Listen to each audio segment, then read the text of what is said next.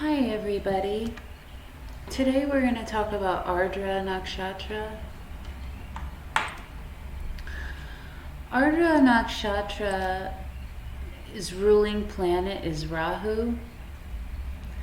Its position is 6 degrees and 40 minutes to 20 degrees in the Gemini sign.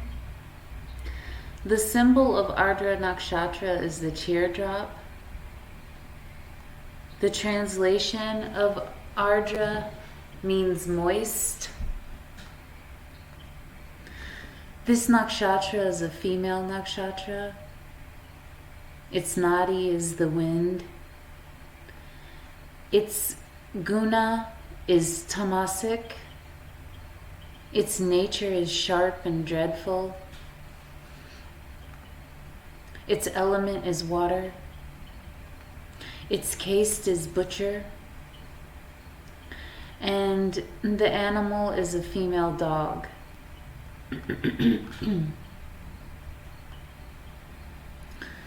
With this nakshatra, the people generally have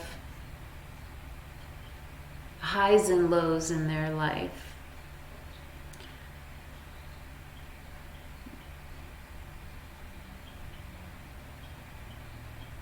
Sometimes these people can try to relate to the Maya or illusions that happen on an intellectual level.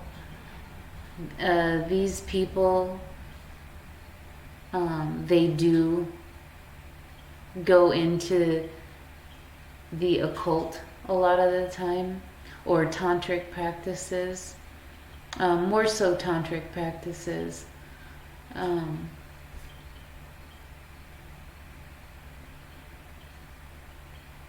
These natives usually have really curly hair, and oftentimes they look like they're sad. They have that like sad look on their face, or a sullen look.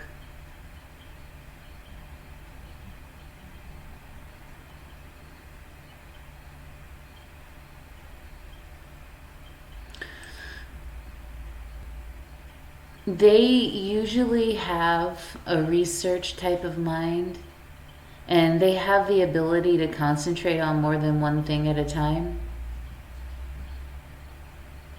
They do really well in like public activities.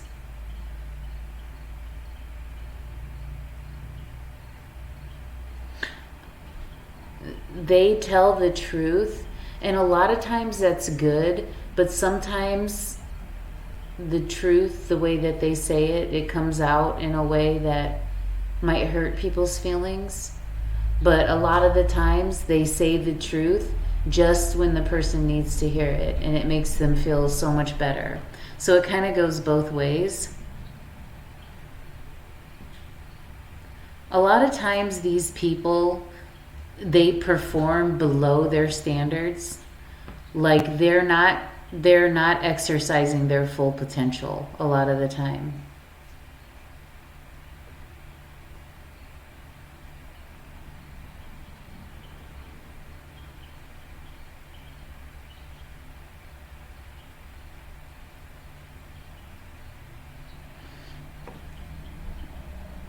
These are not the types of people who people please or bow down to other people.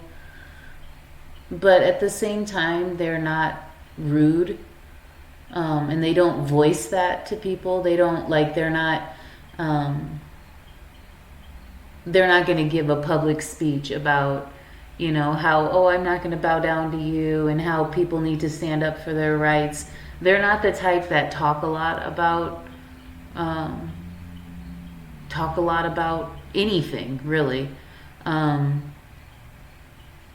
Sometimes they'll start talking about business, but like they don't talk a lot about like human rights or anything like that unless you ask them directly.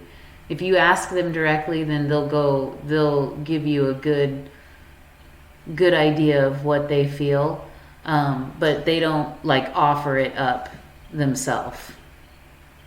you kind of have to dig in to get to what they think. You got to kind of pursue it and ask, and otherwise you're not going to know. These people, they don't talk about the good or the bad. They just kind of keep everything inside, and they're not going to explode. They're the types of people that they keep stuff inside.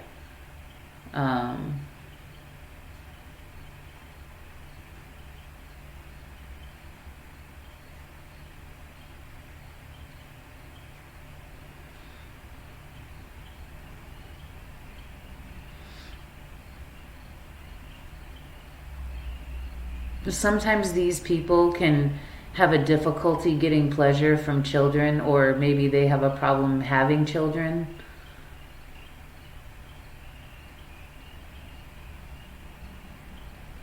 Sometimes these natives, they have blood or reproductive issues.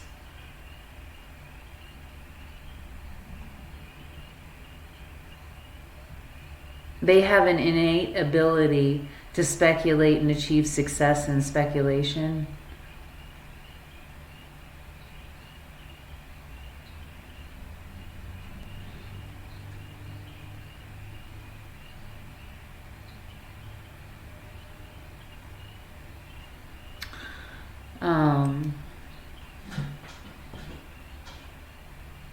These people would work really well in engineering, mathematics. They have a really good aptitude for that. Let's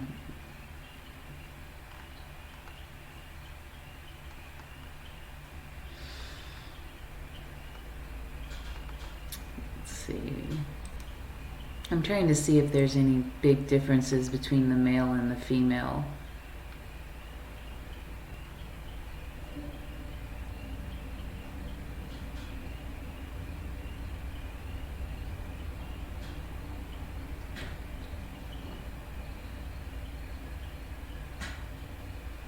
Sometimes these people, they behave pleasantly with their relatives and friends, but sometimes they're ungrateful to people who favor them. So, you know, those types of people where they're always really nice to their family and the ones that are closest to them, but then they kind of make you feel like you're short on the list. Sometimes these people do that. The female is generally the same as the male, but the female tends to get a little bit more fussy, whereas the male, they don't really, they seem emotionless, they don't, sometimes they'll laugh a little bit, sometimes they'll cry a little bit, but it's not often. It's really hard to get into the depths of the soul of these people. It's like nothing bothers them. And I guess that's a good quality, and but it's really hard for other people to get to know you.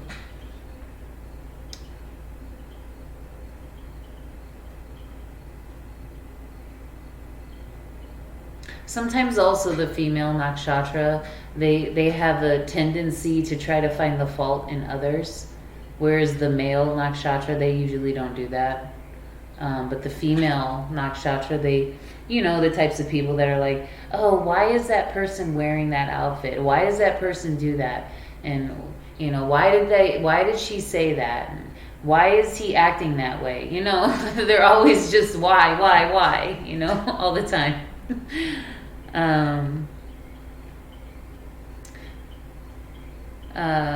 But for the most part, females are, they're nice and peaceful, also helpful and intelligent.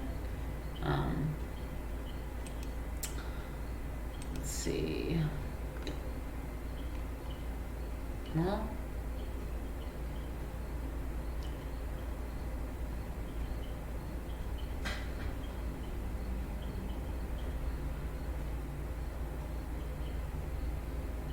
sometimes, like, people who are, really, I think that in relationships, just because you're not the type of nakshatra to show your emotions a lot unless people really pry and dig deep. And you don't mind that. Some people, they don't like it when people start keeping tabs, but you don't mind when people pry and people ask. You might not tell them, but you don't mind if they try. But you might want to be careful with softer people, because they might be too shy to pry, and that could cause some friction because you don't show a lot of emotions, and so they don't know and they're too shy to ask. So you might want to be careful when you're dealing with people who are softer in nature. And let's see.